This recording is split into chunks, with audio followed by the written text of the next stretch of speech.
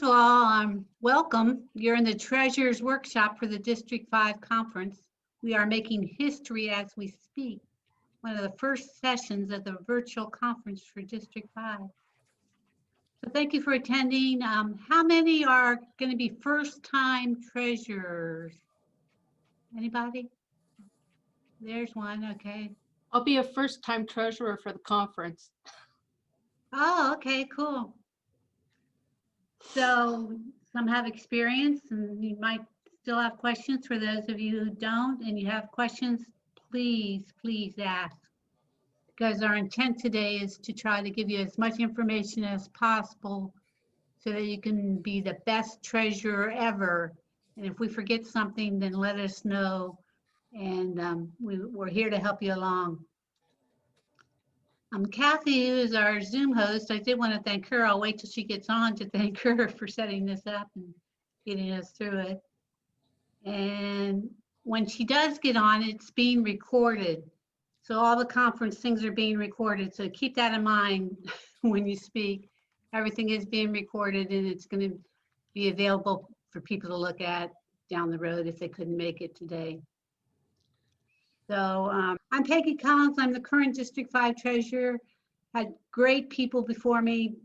Tammy Bader, would not believe how organized she was and how much she passed on to me. Was a great teacher. And another great teacher I had was Jermaine Vanderhaar. She taught me how to be the conference treasurer, and I did that with her for 2 years. So there's a lot of knowledge in the room or in the Zoom. That's my funny thing. So we're going to get started. Kathy made me host, so I'm going to share the screen. I'm going to put the PowerPoint up there. Okay, here we go. So by now you know that you're in the right workshop. It's a Treasurer's Workshop for District 5 Altrusa. There's 2 other workshops going on now, the President's and the Secretary. Like I said, we're making history. This is the first ever virtual conference. We're one of the first sessions in that. So mark this date. 100 years from now, they're going to say, look at those people. What are they doing? Okay, the first slide is, thank you for saying yes. Now what? Well, you are now in or will be in one of the most important positions in the club. It seems like clubs have a hard time finding treasurers. I don't know if people are afraid of it or too much work, but actually I've learned a lot and I can't say that I've had fun. It's not been as hard as I thought. So thank you for saying yes and assuming this position. And I also want to thank the people that are current treasurers and that have been treasurers for the past 2 years.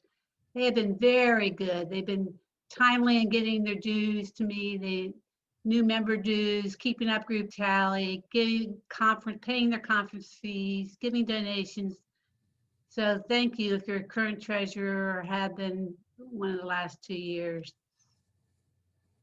I think we asked for hands for first timers and there was at least one first timer, and during introductions, I think there was a couple more. So one of the first things you have to do is ensure a smooth transition from the past treasurer by obtaining all the records in the new approved budget. Since our year ends on May 31st and dues are due right at the same time, it's kind of hard to figure out who's going to collect dues, who's going to do this, who's going to do that. So coordinating all that in advance is very important. And then you have to go through the steps to change the signatures on the bank account. Different banks do it different ways. I know our bank, I think, just asks for the new people to come in and fill out paperwork. The old people don't have to, but other banks have other ways of changing the signatures. Tammy, do you have any information on that as far as what banks require? Banks in Mansfield, we have to actually have a letter from our president at requesting to remove treasurer 1 and add treasurer 2. And it's always a good idea to have 2 people as signers on your bank account. So like if you have a foundation and you have your club, both of those treasurers could be a signer. If you're a club that only has, one bank account, then make sure your president or someone else who is an officer and can be insured could be a signer. And I know when Jermaine and I opened the conference account here in Dayton, we had to give them everything, an arm and a leg and everything else. I think we had to have articles of incorporation, a letter saying that we were the treasurers. We had to have, it seems to me like we had to have a lot, but Tammy actually outlined that for us and told us what to expect ahead of time. So just make sure you know what your bank calls for and be prepared. So you could also attend your club's board orientation. Hopefully you have a board orientation.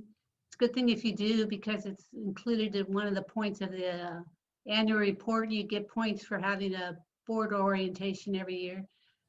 To become familiar with your new role. We'll try to have you become familiar with that during today's session too, all the things that will be asked of you. So, and then coordinate dues payments between the outgoing and incoming treasurer. And what I'm going to do after each slide, since I can't see everybody, and I can't see if you have your hands up, I'm just going to ask if there's any questions. So right now, are there any questions on the first slide? Okay. Onward and upward. Next slide is, the key is organization, good record keeping, timelessness, vision. So one of the main things you'll need to do, and we'll talk about this several times, is track all deposits and expenditures. You have to keep the check register accurate.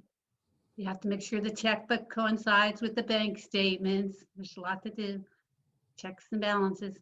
Make deposits and write checks in a timely manner. Document all transactions and work with the board to keep the budget balanced and to create the new budget.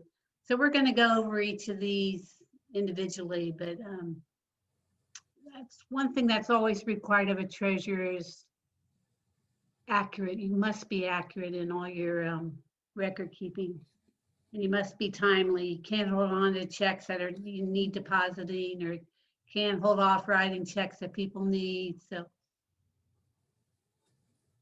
any excuse me, any questions on this slide? Okay, we'll go down to the next. And these are your general responsibilities. And I'll mention it several times throughout the presentation. International has a club treasurer's guide that has got everything in it. So they have done very, very good job of outlining everything the treasurer does. So there's a separation of funds usually, an operations and a service. Some people call the service a foundation, the project fund. I've heard it called many different things. We'll go over that. And I heard that some of you said you are the treasurer of the foundation or the president of the foundation. Dues, you got to collect and submit them to international and district. Membership records, you got to know how to use group tally and keep membership records up to date. Financially, you have to help prepare the budgets, make all deposits and all disbursements. Financial reports, however often your club needs them and whatever they need. And the foundation, we'll go over that. Do you have one? And insurance, why should you have it? That'll all come later in the presentation also. Questions on this slide?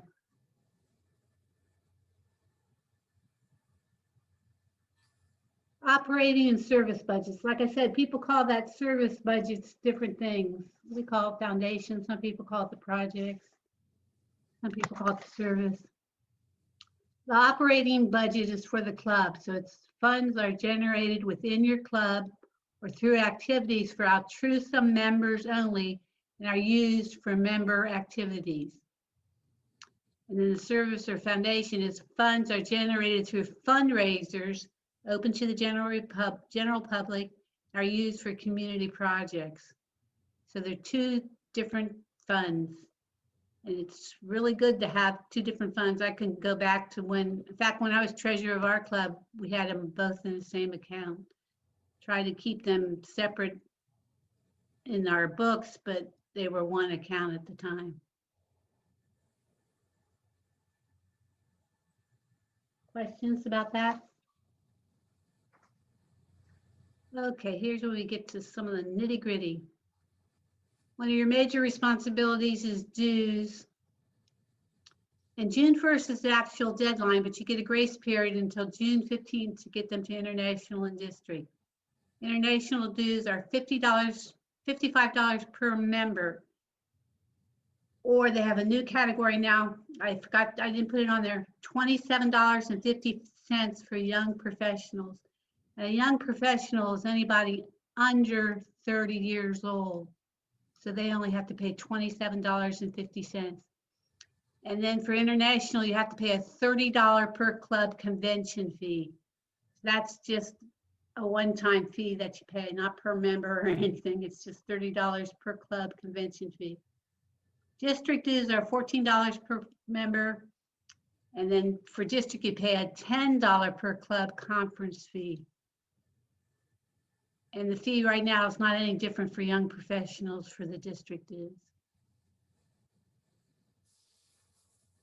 And I think all club treasurers got the correspondence from International March 31st, just outlining it's dues time again. Here's what they are and here's what's due. If you didn't get that, I can send that to you. Well, actually, I'm getting ready to send you a email that says the district dues are due, so I'll include the international information in there. That'll be coming next week.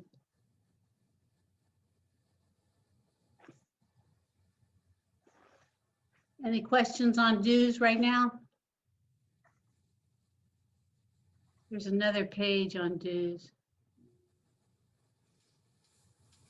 Important dates. So June 1st is the deadline date for international and district.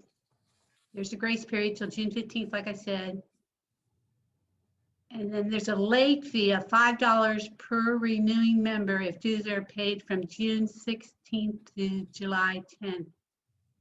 And there's a late fee of $10 per member if dues are paid after July 10th. So you want to get them in a little early to avoid those fees. And do's and don'ts. Do know and enforce all deadlines. Do have new members pay dues before initiation and orientation. I know sometimes we're not so good about that, but that's important. And do turn in dues as they are received. Don't let them accumulate and wait to turn them in. Oh, there's the next one. Don't wait to receive all members' dues before sending them in. Don't pay dues from club account for members who are not prompt. That can come back to bite you. So try to follow those rules. Questions about that?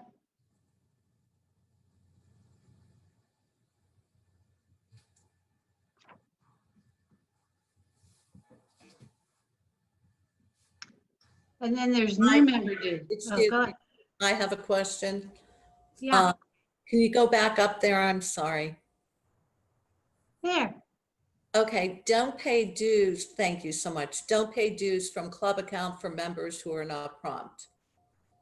So What- like somebody in your club has not given your dues yet, but you're ready to send them in. So you said, oh, I know they're going to join. I'm going to go ahead and send their dues in from.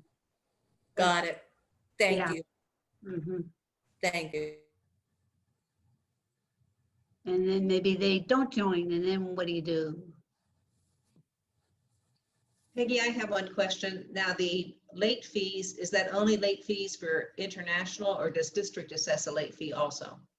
District does too, correct, Tammy?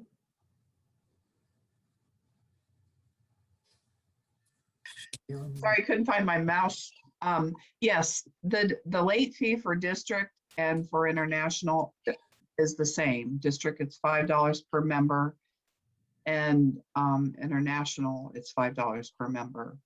And they do enforce that, especially on the international level.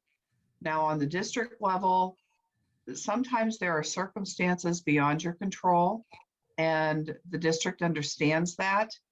But if you've collected your dues by May 31st, just get them paid. And one thing I want to note, we're going to talk about group tally, but you can pay your international dues through group tally, and then you can print out a voucher. The international office is working remote, and they have had a lot of problems receiving their mail. Our club sent in the Club 21 contribution and a lamplighter contribution from our club last May of 2020, and they still have not cashed that check. So there is an issue with dues. So make sure they're postmarked if you're going to mail, but if you want to pay them through group tally, in a Zoom meeting I had with International, they are going to forgive the fees that you have to pay for group tally this year. So they should credit them back to your account.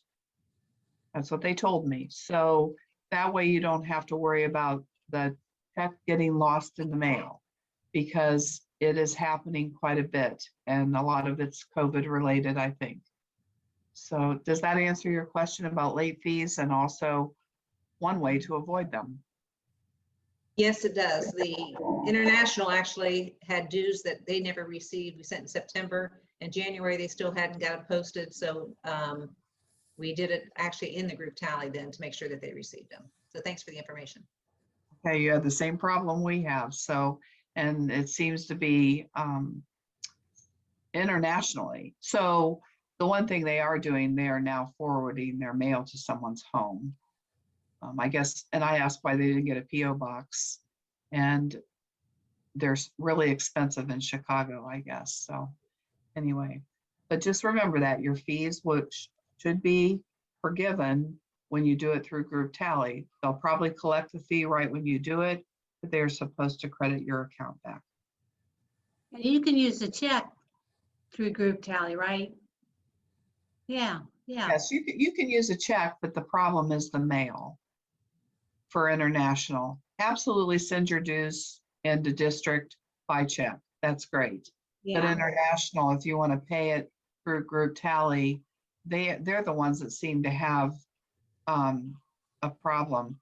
I mailed something from Mansfield to Akron. I mailed it on Monday and they got it Tuesday. So there's no rhyme or reason to this mail problem. Tammy? Go Are you, ahead. I'm sorry, are you saying that there's a fee when you pay through group tally? Yes, there's an online, it's like a conveyance fee. You know, like sometimes when you order something online, they might charge you if you use your credit card. It's that kind of thing. Okay, thank So you, you should be forgiving that. thank you. Peggy, it's a small fee. It's like $1.50 or $1.25 in some cases, but we'll set that, I guess we'll set that up through group tally when you're ready. It should be Sounds- electronic like Venmo and PayPal and stuff similar to that. Okay, good. Thank you, Janet. All right. Tammy was talking about sometimes there's an exception to the late fee. Well, last year was an exception because of the pandemic. So international reset their due dates and district did too. So that's an example of that happening. One thing, when I send you the email next week, I'll also send you the dues submission form. You can't see it here, but you'll get that in the mail. And when you send your dues to me, if you send them before May 31st, I get the check, I get the due submission form, which you complete, and then I get the names of everybody you're paying for. So 3 things, and that states it on this form. So when you send district dues in, that's the procedure. So this is renewing members' deadline dates. And when you get new members throughout the year, that's the next slide. Full year dues are 55 plus a $10 processing fee. That's for new members. The half year dues are $27.50 plus $10 processing fee effective December 1st through March 31st. So if they join between those dates, they only pay the half year dues. And then from April 1st to May 31st, they pay full dues again, plus a $10 processing fee, but the entire following year is covered. So after April 1st, they're covered for the upcoming year. And the district dues, same thing, full years are 14, no processing fee, half years are 7, no processing fees. And the dates December 1st through March 31st for the half year. And then after April 1st, they pay the full dues, but they're covered for the entire year. Questions on that? A little confusing. I'm not sure about the young professionals fee, whether it's cut in half for the half year dues. Tammy, do you know? I would. I do not know, but we So I can will- find out. We will ask that question and let you know. Any questions on new member dues? Okay, group tally. Well, group tally is group tally, and it's a whole session on its own. So it's something you need to be very, very familiar with, because all club treasurers will have administrative access to their club's group tally information. It does take a separate login and password. And everything to get that is online. If you go to the international website, and you go to governance and you go to treasurer's report, and I got this written down somewhere. You go to the treasurer's guide, and it has group tally guide and the group tally tutorial, video tutorial. So, but there's someone in your club that knows how to use it. So you just need to learn from them. They need to pass on everything they know, because you have to keep records, membership records for your club. So prior to taking over the treasurer's duties, if you don't know already, learn how to use group tally. Have a club member train you in what is expected and how to do it. Because you maintain the club membership records, including information on each member's date of birth, their email address, their phone number, and their primary address. And you need to keep that up to date. And the club treasurers update the club membership changes on a monthly basis and keep the club's board and chair information correct. That's all part of group tally. Who's your president, who's your treasurers, who's on the board. And club treasurers review club records and group tally prior to the annual dues being submitted to make changes. And the club treasurers record members' international and district dues payments and group tally. And then the district treasurer uses group tally too to do a bunch of reports. So it's only as good as the information that you put in there and you keep up. Is everybody fairly familiar with group tally? Individual members can use it too. They can view their own information. And then the treasurers have information, and usually the president have access to all of the information in group tally. Can I add? On group tally, the direction, how do you get into that? The www.altrusa.org? Right. Yes, and that at the top, can I add something, Peggy? Yeah, sure. Go ahead. At the top of when you go to the international website, there's a section called sites, and that's where you'll have group tally. Now, if you are not assigned access to group tally, you will not be able to get into it. So I'm gonna back up. When we had the generic password to log into Altrusa, when it's Altrusan as your username, so everybody can get in, group tally would have your old password. If you have trouble with that, you're going to have to call the international office to have them fix that for you. But group tally is so important.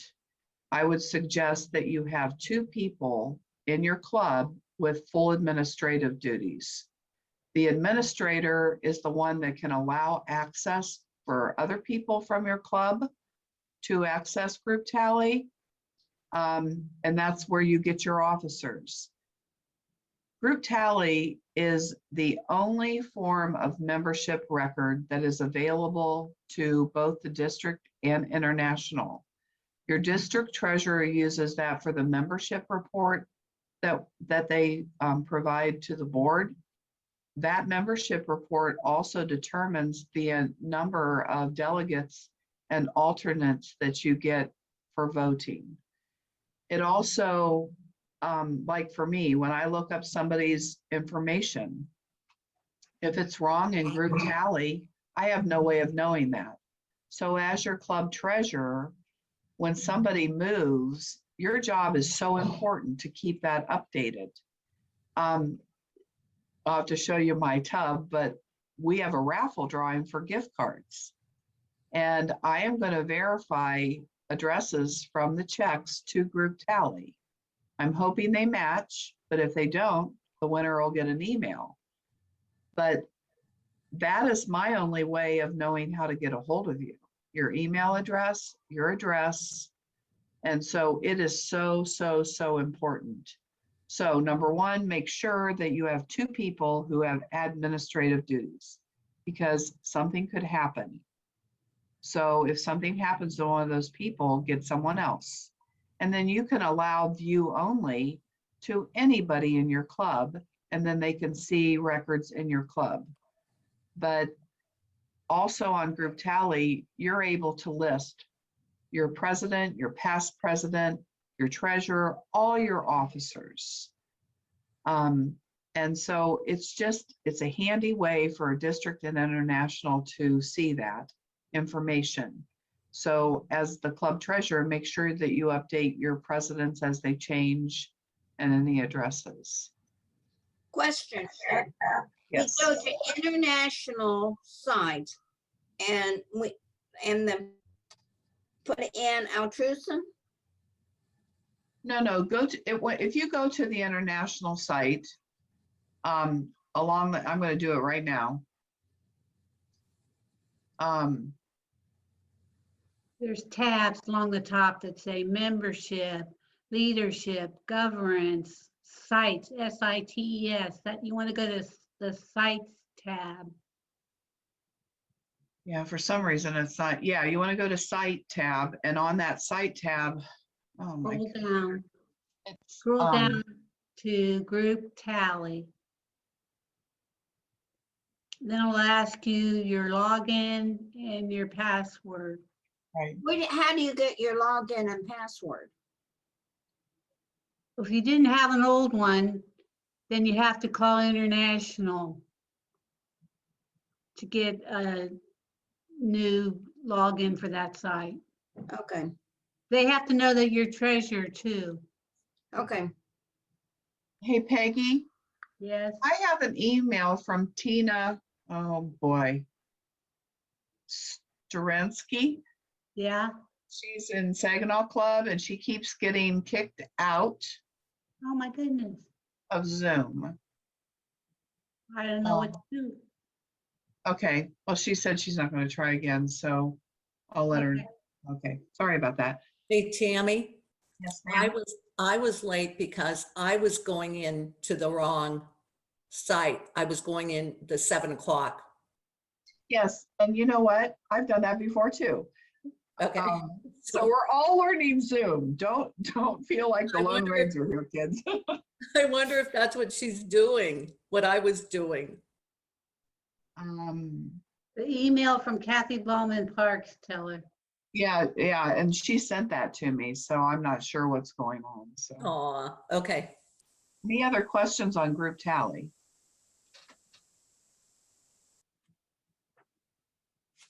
So yeah, you have to get a login and a password from international. And they know your treasurer by your club records.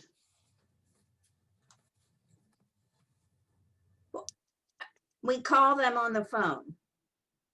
Correct. Now, where's that number at? I got it right here.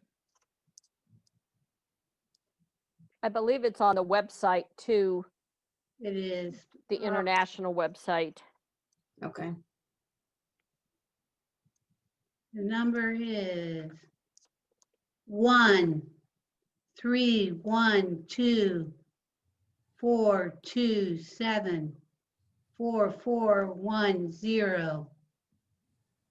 So Thank the you. number from International again is 1-312-427-4410.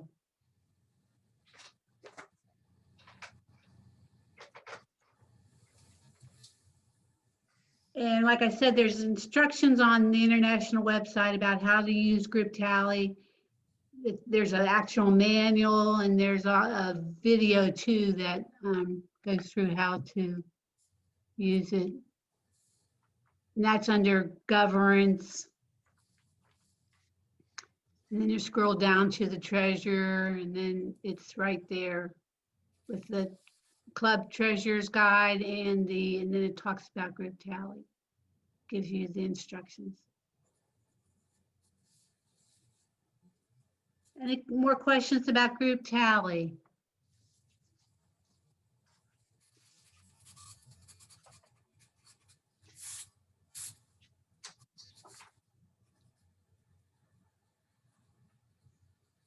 Okay.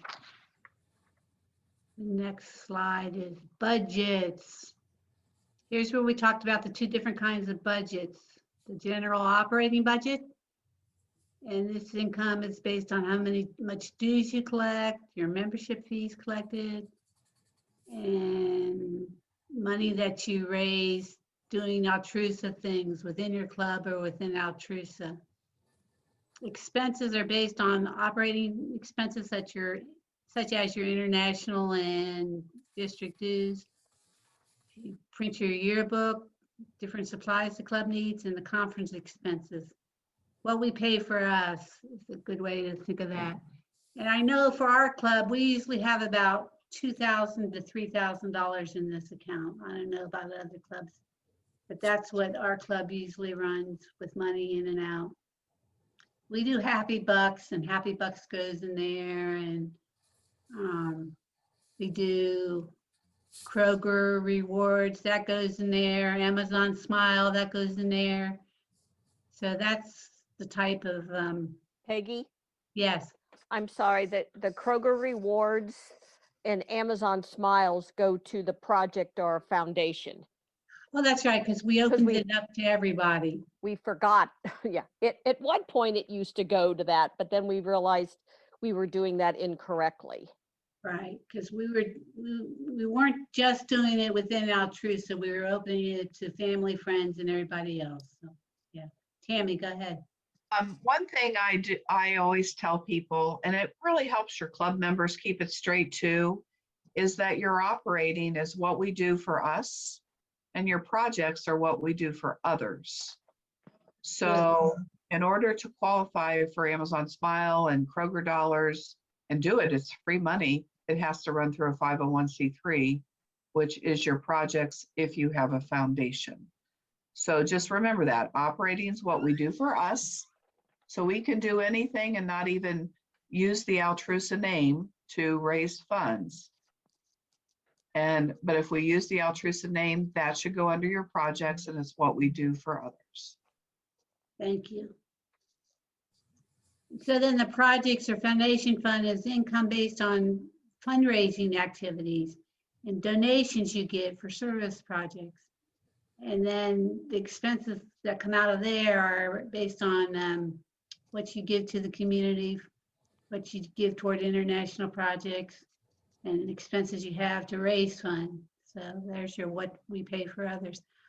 We usually have about, I don't know how much we have in there, but I know times it's about $10,000, sometimes more. And I think Mansfield, don't you have like $50,000 in your projects account? Right now, I think we have about 45,000. Yeah, so they're a bigger club. They have some good fundraisers and they have quite a bit in this fund that they pay out too for community projects. But Well, and Peggy, that's what like Dayton does. It'll peak up, to 10, 15, whatever thousands after we've had our major fundraiser, but then it goes back down as we pay out for our scholarships or grants or other service projects. exactly, yeah. Peggy, Yes. is the projects the foundation? Yes. Yes. Got it. Thank you. And one thing, I don't know, I mean, every club does it different, but how the Mansfield Club handles their fundraisers is however much money we make this year is what we spend next year.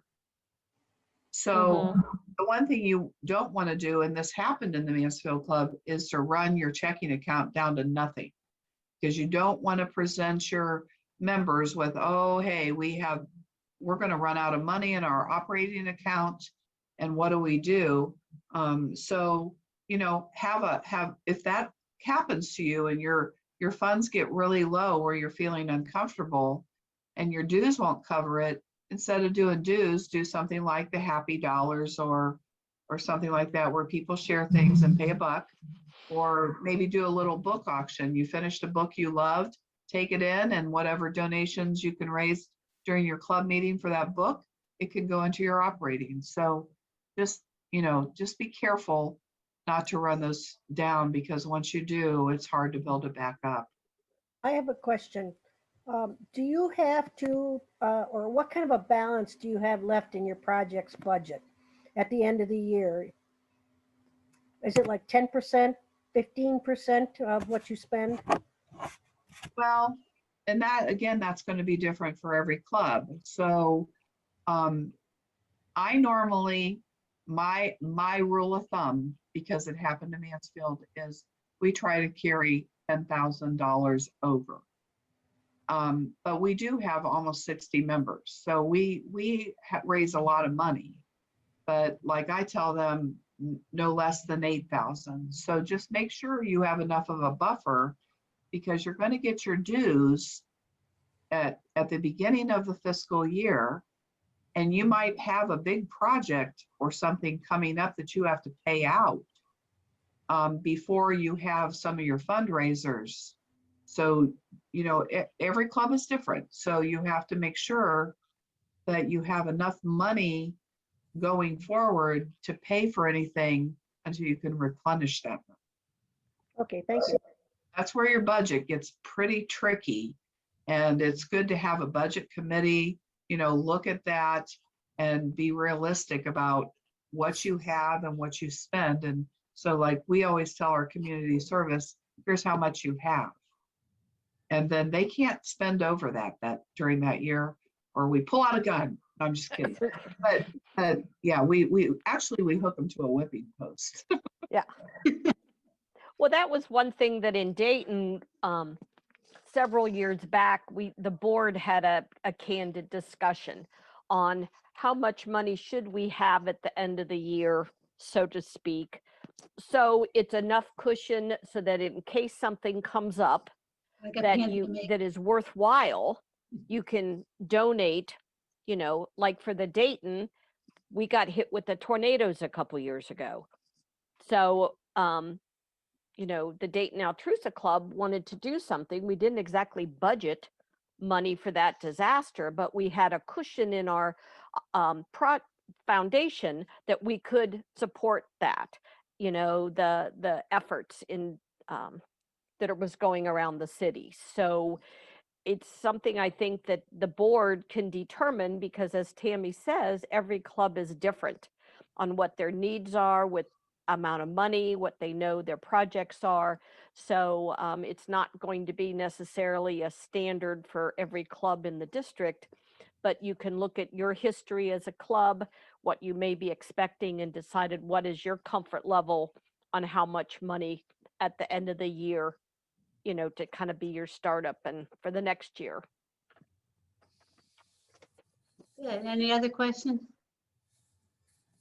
The other thing about it is that usually, I know in our club, the treasurer is the head of the finance committee. So, you know, as a group, you might determine fundraising projects and make the new budget and keep the old budget balanced.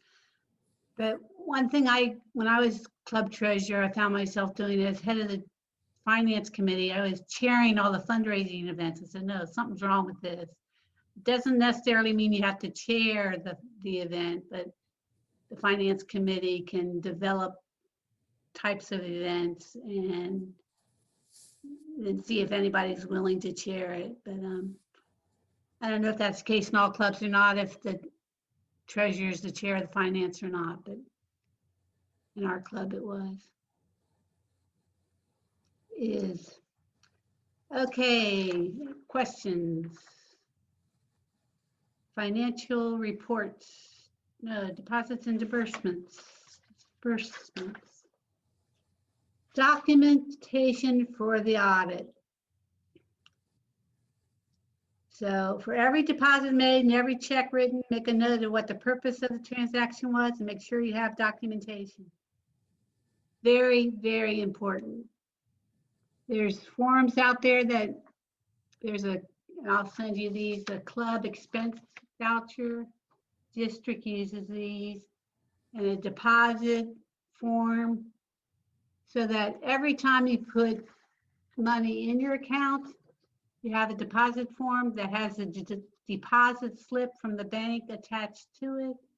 Put it in a binder. I got 2 binders full of things right now for district. Every time you pay money out, make sure it's on an approved voucher form here. Attach the receipt or the invoice, put it in your binder. And then when audit times comes, that's what your records will be checked on. If you have accountability for every deposit and for every expenditure. Because you're not going to remember, do it right away, because you're not going to remember 6 months from now. And we'll talk about it later, but you should be auditing your books. I don't know, some clubs require it every year or every biennium, however your club does that, but that's necessary before you change treasurer. It's actually necessary after your term is over to audit the books, have them audited. And usually you do somebody in the club, correct, Tammy? They don't go outside for the audit necessarily. Yeah, we actually have an audit committee, and your audit committee should be someone who is not one of the treasurers. That's pretty much the only thing. And so our finance committee consists of not only the treasurers, but a couple people who understand finances, and they do the audit and present a letter saying their results to the board. Right. And that's just to keep us all honest. They'll be checking for good record keeping, you know, make sure you have everything in order. Questions? I just was going to say this will lead in, but if you have everything in good order, when you have to file the taxes in October, it makes it 100% easier by you having done things in such a timely and organized fashion. So it's not nearly as stressful. Thank you. Okay, next slide. Financial reports. Reports of income, expenses, and cash balance should be made at your monthly meetings or as required by your club.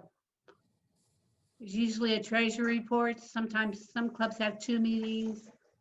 However your club wants that, make sure you're prepared to give them a report of what's happened between meetings there.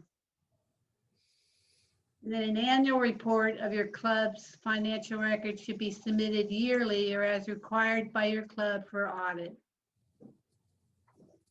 Talked about that a little bit. Just make sure you know when that audit's coming and that you're well prepared for it. Peggy, aren't there examples of those financial reports on the international website under the treasurer's? In the treasurer's, club treasurer's guide, they have sample budgets, they have forms, yes, everything's in the treasurer's guide, club treasurer's guide on the international website. And I'm happy to share with any of you the format of how Mansfield does it. If anyone just needs some help with either a spreadsheet for your income and expenses, or how we report the money coming in and going out. Yeah, for our club, they do a written report and distribute it to everybody. And actually, it's 3 months, which is kind of nice. You see 3 months at a time. Questions? Okay. Tax time. So Altrusa fiscal year ends May 31st. And if you have gross receipts less than $50,000, you can file a 990N, which is easy peasy. But over $50,000 Mansfield, you have to file a 990EZ or an A990. Whatever the form you use, you have to return it by October 15th. And you would do well to get the login and password from your outgoing treasurer for the 990N. And Kathy, since you were treasurer, this is very simplified. First of all, the 990N has to be filed online. There's no other way you can file it. You have to file it online. And it asks you basic questions about the club.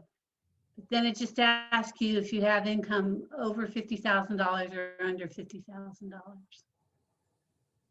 And I don't know about the other form, Tammy. Is it complicated or? It's a pain in the butt.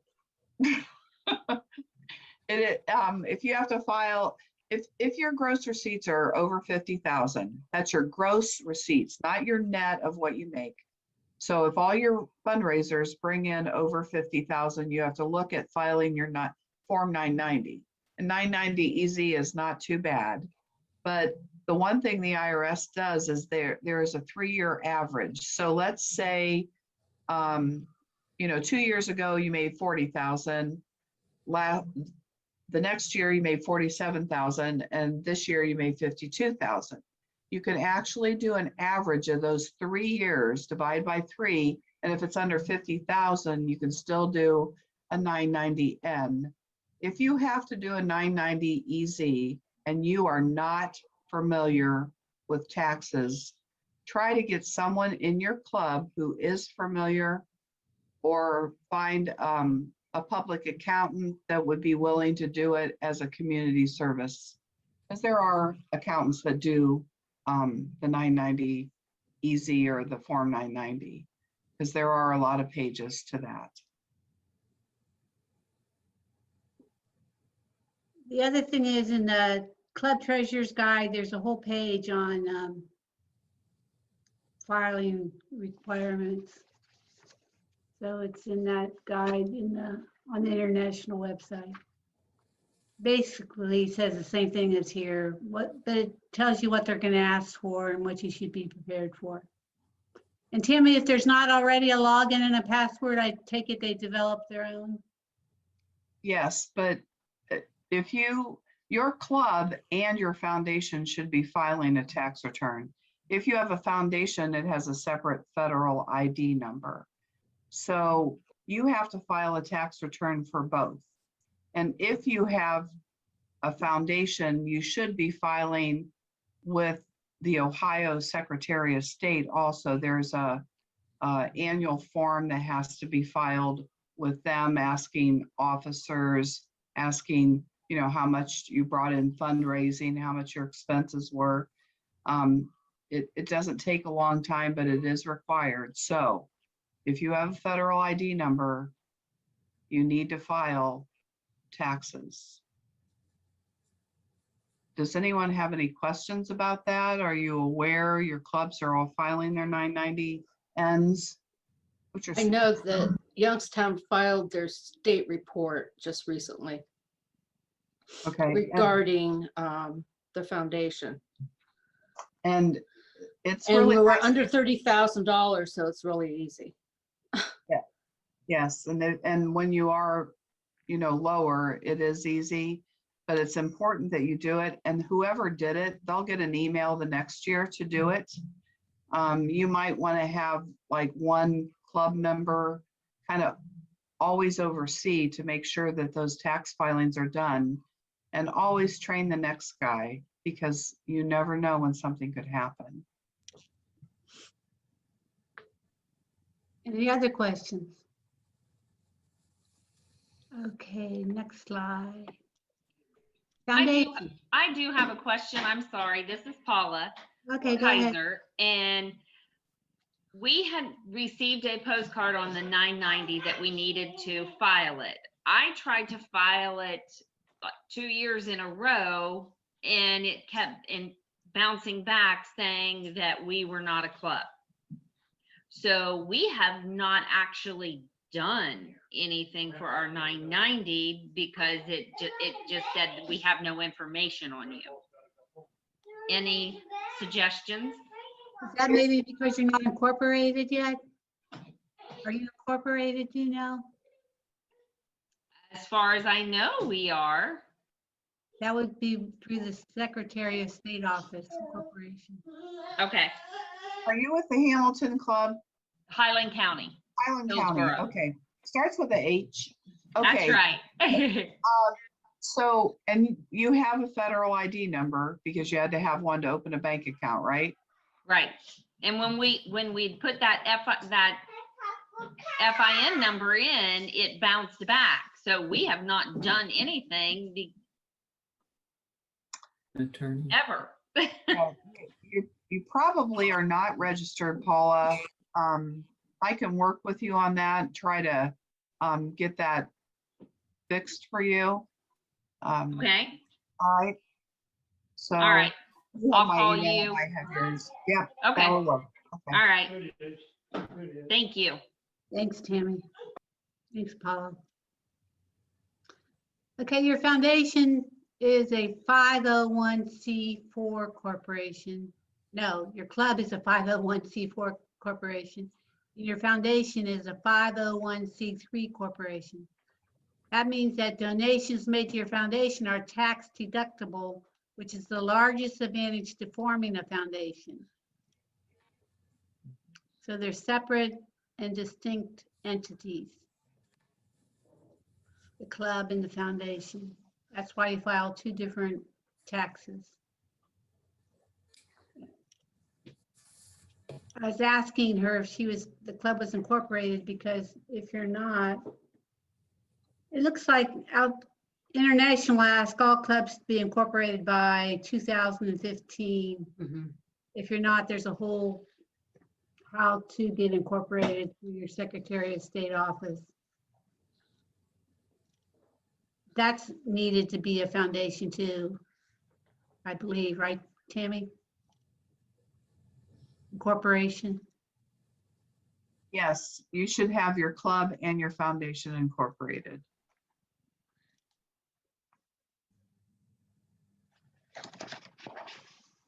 Okay, questions about foundation and club, how they are different financially. And organizations, businesses do look for that 501c3 before they give to different causes and different clubs. So, like I said, that's a good thing to have.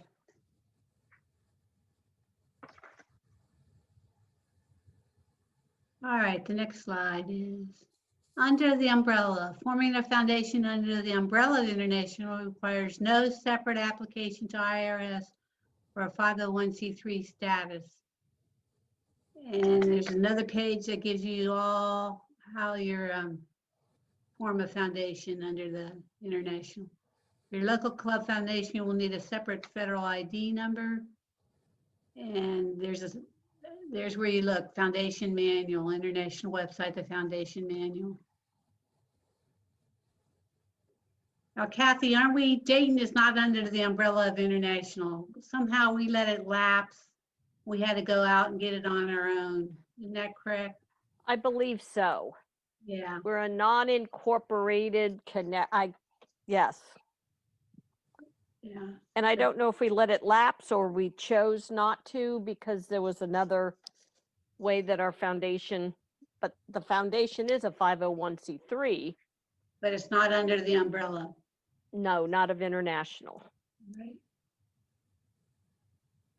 And basically, international has to approve for you to be a foundation under the international umbrella. There's no cost to the clubs to do it that way. If you do it the other way, there are costs.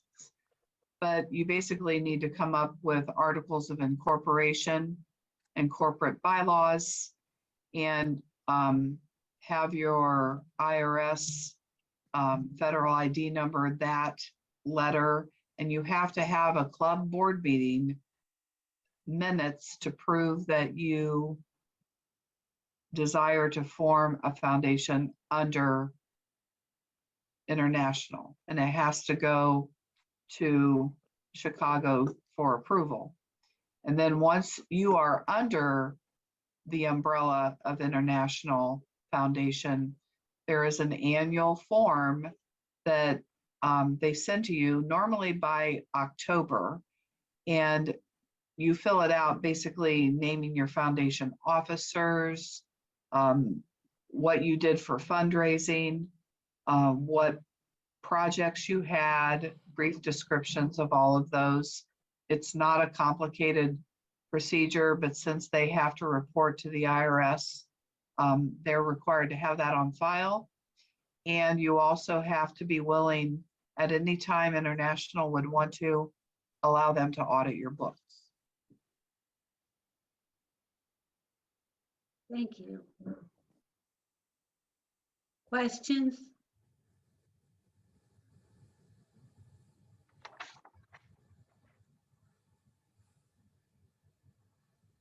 Insurance. Here's where I'm going to need help, Tammy. So a broad liability policy is offered by International for $10 annually. This is not an automatic enrollment. You have to submit the $10 and to obtain the coverage. So I'm not real up on what this covers, Tammy. You know? It's really, really broad, and it doesn't cover a lot, but if you would have a catastrophe, it could help you. And for $10, I would go ahead and get it. There is an insurance company International uses, and I found them to be quite expensive because I got a quote for them for the Mansfield Club. So if your club wants to get their own insurance policy, I would say to go to somebody in your area who's like an independent insurance agent. Peggy, did you want me to talk about liability? Yeah, well, it's coming up. Directors and officers is coming up next, but yeah, liability insurance. Okay, liability insurance, do you need it? All right, so Mary Beth comes to your meeting, she's a guest, and she falls and she breaks her leg.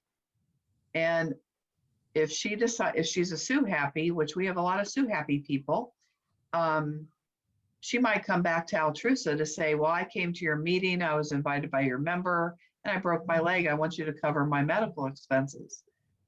Well, that $10, that policy isn't going to cover that. So liability insurance would help you in that case. If you have a huge fundraiser, Mansfield, we couldn't do it the last 2 years, but we have a big fundraiser where we actually carry another rider policy on that, but we have liability coverage for that because we have dinner and drinks and a band and an auction, and it's a big, big, big fundraiser. So liability insurance, do you need it? You ask any insurance agent, they're going to tell you, yes, you absolutely do. I would encourage your board to have someone come in and explain to you what that liability policy would give you. And to So- shop around, Pardon me? and to shop around, Yeah. Yes. And usually, like, it's always good to try to get 3 quotes. I know that we do that at my church for different things. And in Altrusa, we've actually lowered it to 2 quotes because we pretty much know the market now. But, do get quotes. Does anyone have questions on liability insurance?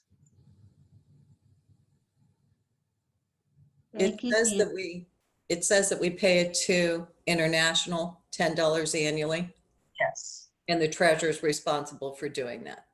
Yes. Peggy, we have a separate policy. Okay, We- Janet, thanks. We'll talk. Okay, we went out and bought a policy and we split it between coverage for the foundation and coverage for the club. Okay, thanks. We can talk about that later. Yeah, then. we can. Thank you, dear. All right. So That the is- district has a separate policy too. Is that the same as bonding or is that even different from That's bond? different. Yeah. Bonding's different. I don't think the district actually has a full liability policy. We carry the bonding policy on the treasurers. And that's one thing that you need to look at. If at a very minimum on liability, you should have a bonding policy on your treasurers. And the district carries that also. So if Peggy decides she's going to go to Hawaii for a couple months and she takes all the money, then we do have a liability policy, a bonding policy that would help cover the losses for the district. So at the minimum, your club should have that. Then the next kind of insurance is directors and officers. The next slide, insurance. What is it? Why do we need it? And it is recommended by International. We do have that. District does have that. And that's to same thing as, what's that, protect the officers and board against somebody suing us? Yes. If somebody decides they want to sue Altrusa, they're not going to just sue your club, but they're going to sue your board individually. Again, we're a Sue Happy Society. International did come out 3 or 4 years ago and said, we do recommend that you do carry the D&O insurance. I know our club has it. We have it both on our foundation board and on our club board. The district board carries it and the international board carries it also. And it's not a big deal until you get sued. So it is something to consider. It's an annual cost. Check around with people, but we have a local insurance company here in Mansfield, and I know one other club because the insurance agent thanked me for the referral. They actually went through this Mansfield insurance company because it's $450 a year. And that's what the district is using too right now. And I think it's Select Insurance, but if you don't have a D&O policy, you really should consider it and have an agent come in and meet with your board, and they will explain to you everything that the D&O policy will cover. Any questions on that?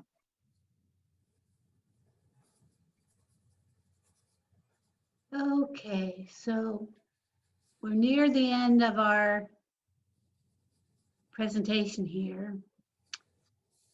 But there's probably something we haven't covered that you wish we did. So what is it? What questions do you have, comments, stories? Let's hear from you now, what you need.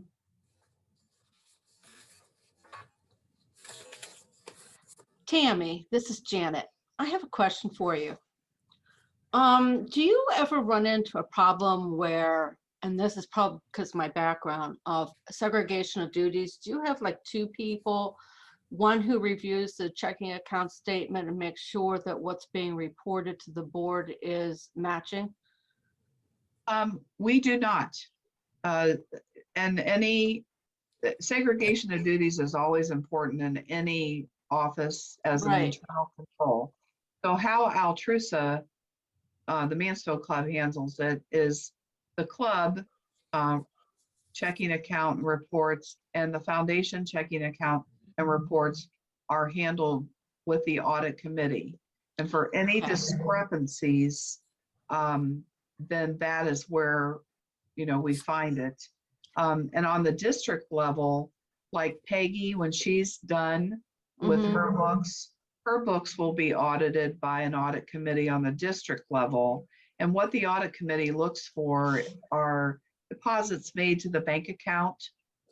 Do they agree with membership records? Do they agree with monies collected and reports and disbursements, the same thing? That's why the voucher system is used. The voucher system is kind of a pain because you've always got to get an approval on that. Right, we have reimbursement forms for each transaction, and they have to submit all their receipts along with that form that needs to be signed off either by the treasurer or by the president. Okay, and we do the same thing. So that is kind of your only check as far as segregation of duties.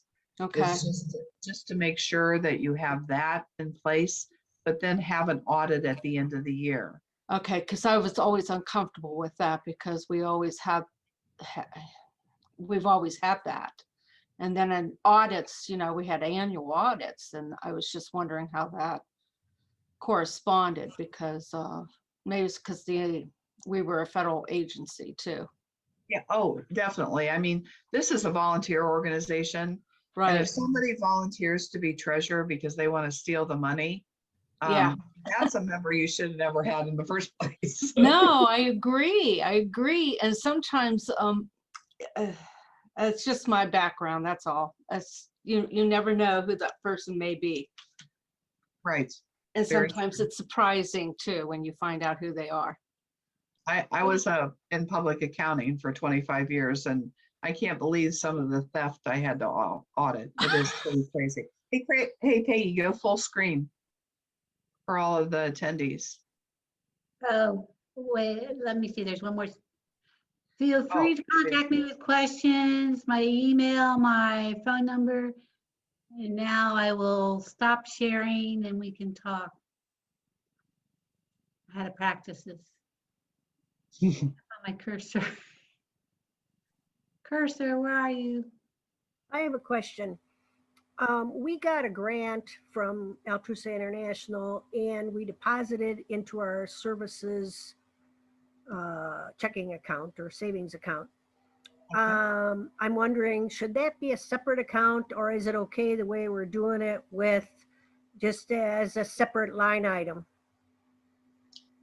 It's okay to have it in your main account. You should be able to account separately for how you spent that grant because you do have to submit a report to international, Right. letting them know how you spent it. But Mansfield got a grant also, and we just track the costs and for our international report. And that is something you as treasurers will be called on to do because you've got your worker bees that are out there spending all that money.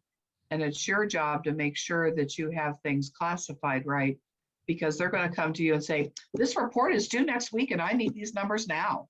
And so that's why you get your ducks in a row. Thank you. Yeah, we frequently get grants from the foundation and we do keep our records regarding that because we have a lot of expenses that are as a result of that. So we within 6 months of getting the grant, you have to respond Right. and have all the accounting done for it. All right. Thank you. We put that in our foundation account. We don't put it anywhere near operations, nothing, Right. nowhere. Right. That's right. Yeah, that's where it is. It's in the foundation. Right. No separate account is needed, yeah. That's Oh, fine. no separate checking account at this point then, right? Yeah, for the project. For the projects. Okay. More questions?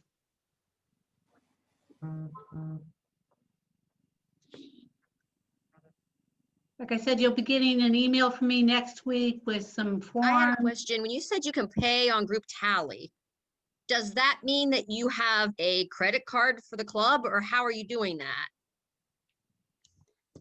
That's something I have not done before. I don't know if they can debit your account.